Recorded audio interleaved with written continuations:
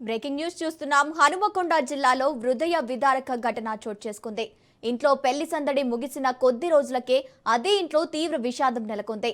భీమారంలో విద్యుత్ అలంకరణలను పరిశీలించేందుకు ఇంటి పైకప్పుపైకి వెళ్లిన తండ్రి కుమారుడు విద్యుత్ దాఘాతుకానికి గురై అక్కడికక్కడే మృతి చెందారు.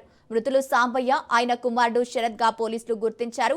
హైదరాబాద్ లో చార్టెడ్ అకౌంటెంట్ గా పనిచేస్తున్న శరత్ కు ఇటీవలే వివాహం జరిగింది. వివాహ వేడుకల కోసం ఏర్పాటు చేసిన లైటింగ్ ను వర్షం అనంతరం పరిశీలిస్తున్న సమయంలో ఈ ప్రమాదం జరిగినట్లు సమాచారం. తండ్రిని రక్షించే ప్రయత్నంలో కుమారుడు కూడా విద్యుత్ షాక్కి గురై ప్రాణాలు కోల్పోయాడు. ఘటనపై సమాచారం అందుకున్న పోలీసులు మృతదేహాలను పోస్టుమార్టం నిమిత్తం ఆసుపత్రికి తరలించి కేసు నమోదు చేశారు. వర్షాకాలంలో విద్యుత్ అలంకరణలు, బహిరంగ వైర్ల విషయంలో ప్రతి ఒక్కరూ అప్రమత్తంగా ఉండాలని అధికారులు సూచిస్తున్నారు.